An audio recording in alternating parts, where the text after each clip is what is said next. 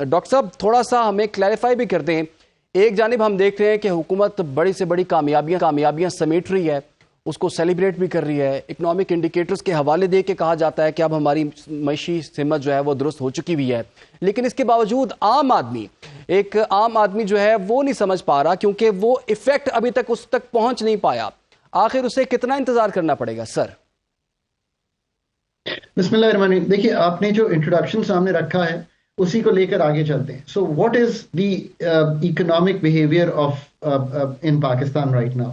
It is exactly behaving कि जैसे economies behave करती हैं जब वो IMF की इंगेजमेंट में होती हैं। 2-3 साल पहले चले जाएं, ज़र मुबादला के ज़खायर $3.5 अरब थे और एक डिफॉल्ट की सी सूरत हाल मुल्क में बनी हुई थी।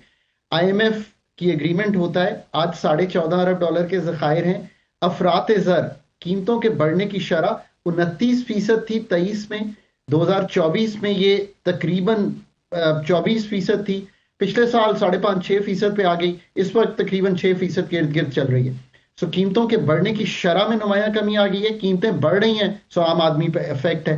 बैरूनी खसारा संभल गया है, अंदरूनी खसारे को संभालने के लिए a large part of the new taxation has come through, जिसमें मैन्युफैक्चरिंग का जो टैक्स है वो अगर सुपर टैक्स ऐड करें तो 39% पे है। उसमें अगर आप और ये जो वेलफेयर फंड्स वगैरह होते हैं वो ऐड करें 45%, 15% उस पर एक डिविडेंड टैक्स है तो वो 60% बन जाता है अगर मैंने पैसे निकालने हो। आपकी सैलरी पे 38% on the higher bracket, let's say you are a great anchor, you earn the high salary, so आप 38% तक दे सकते हैं। सो एक हार्ड वन स्टेबिलिटी है जो आई है, जिसमें अफरात ज़र कम हुई, बैरूनी खसारा संभला, रिजर्व्स का बिल्डअप हुआ। ये एक टिपिकल बिहेवियर है कि मैक्रो जो है वो संभल जाता है, पर असल स्टोरी ये है कि 24वीं बार ICU के डॉक्टर के दर पे खड़े हैं। 15-16 अरब डॉलर मौखर कराए हैं दोस्तों से, जो पे करने थे वो नहीं कर सके 25 अरब डॉलर में से, तो उनको मौखर कराना पड़ा। बट ये बात दुरुस्त है कि इसने एक स्टेबिलिटी दे दी है, एक वक्त और एक स्पेस दी है कि अब हम वाकई वो सर्जिकल ट्रीटमेंट कर सकें इकोनॉमी का, जो कि करे बगैर आप ना IMF से निकल सकते हैं, ना ही आप इस पायादार स्टेबिलिटी को, और ये पायादार स्टेबिलिटी है इस वक्त, इसको एक ग्रोथ फ्रेमवर्क में तब्दील कर सकते हैं। और उसकी क्या वजह है? आप अगर पहले 4 माह का ट्रेड डेफिसिट देखें तो वो 38% ज्यादा है compare to last year. That means कि जैसे ही इकोनॉमी संभली है, जैसे ही इंपोर्ट थोड़ी सी खुली है, $6 अरब अक्टूबर में क्रॉस किया है उसने, तो जो हमारी एक्सपोर्ट है उसने उसके साथ कदम बढ़ाया नहीं है उस तरह से। सो हमारा जो बैरूनी खसारा है वो दोबारा उभरता हुआ दिखाई दे रहा है। क्यों? 22% का पॉलिसी रेट था, 11% का हुआ। आपने कहा यार मैं गाड़ी खरीद लेता हूं, अब तो मुझे सालाना सिर्फ 11 लाख करोड़ पे देने पड़े। CBUs इंपोर्ट हुए, जैसे ही इंपोर्ट बिल बढ़ना शुरू हुआ, again the same story came up. So ये मौका है, ये वक्त है, ये स्पेस है। It's a hard one macro stability and it is purely because IMF की इंगेजमेंट की वजह से अथॉरिटीज ने इस सारे सिनेरियो को इस तरह कैरी फॉरवर्ड किया है, which is a good story that they have written. ठीक है, अच्छा डॉक्टर साहब आगे बढ़ते हैं। जुबैर उमर साहब ने प्रेस कॉन्फ्रेंस की और उन्होंने कहा कि हुकूमत जी बड़े बता रही है कि बड़े बड़े MOUs, वो कहते हैं 200 MOUs जो है अभी तक हुकूमत जो है वो साइन कर चुकी हुई है, और अगर देखा जाए तो $25 बिलियन की इन्वेस्टमेंट जो है पाकिस्तान आनी है, अभी तक आया कुछ नहीं है। तो इसको हम कितना सेलिब्रेट करें? और हुकूमत जिस तरह से पोर्ट्रे कर रही होती है, अब भी वज़ीर ख़ज़ाना ने कहा कि हमारी माशी सिम जो है वो दुरुस्त होगी हुई है, लेकिन जब इन्वेस्टमेंट की बात कर ली जाए तो हम तो देख रहे हैं मल्टीनेशनल कंपनी यहां से अपना पैसा निकाल के बाहर लेके जा रही है। हुकूमत कह रही है हम बड़े बड़े साइंस कर रहे हैं एग्रीमेंट।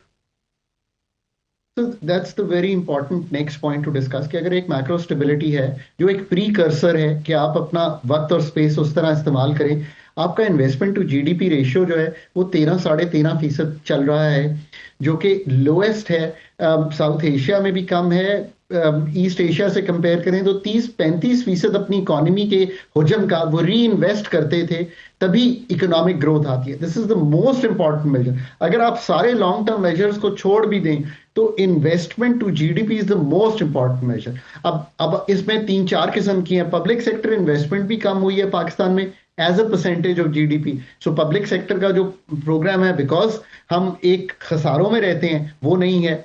इसी तरह जो प्राइवेट सेक्टर, डोमेस्टिक इन्वेस्टमेंट और एफडीआई। एफडीआई देखें, 1.5 से 2 अरब डॉलर है पिछले 20 साल का डेटा। आज सुबह ही मैं I was writing a paper on Pakistan FDI, तो मैं देख रहा था। अब ये क्यों नहीं है? क्यों? क्योंकि क्या आपकी बिजली कंपेटिटिव है? क्या आपका रेगुलेटरी फ्रेमवर्क कंपेटिटिव है? क्या आपकी एक लिबरल इकोनॉमी है? क्या आपकी स्किल्ड लेबर अवेलेबल है? ये हैं वो देर पा चीजें। हमने एक ऐसी इस वक्त इकोनॉमी को जिसे कहते हैं कार्व आउट कर दिया है, जो बहुत हाई है, जिसे आप कहते हैं ना कंजम्पशन में 94% है हमारा कंजम्पशन की शरह। तो सेविंग्स और इन्वेस्टमेंट आएगी कहां से?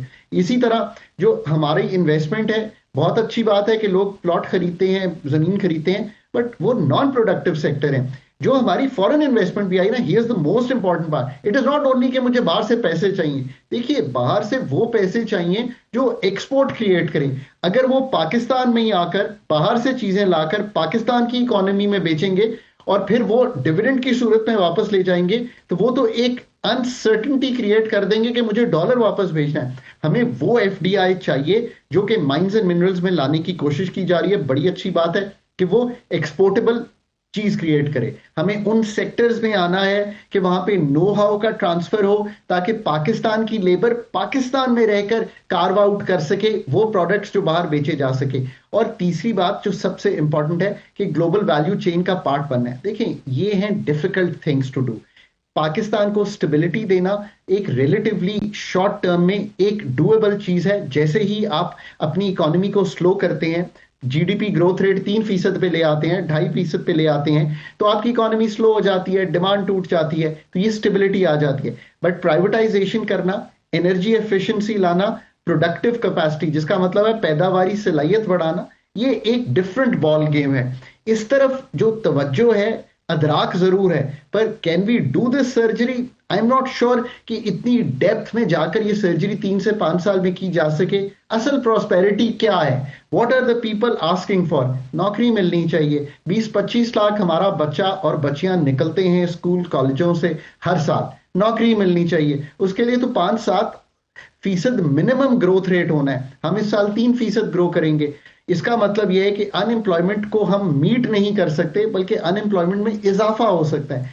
पर ये एक स्टोरी इस वक्त ऐसी लिखी जा सकती है, टेल विंड्स, 10 मई, अमेरिका के साथ ताल्लुकात, सीपेक 2 का होना, डिफेंस पैक्ट का होना, यूएई के साथ, पूरे मिडल ईस्ट के साथ, केएसए के साथ ताल्लुकात अच्छे होने। मुझे कोई बता दे कि 78 साल में कभी इतनी टेल विंड्स थी। उसको मैक्रो स्टेबिलिटी ऐड करें।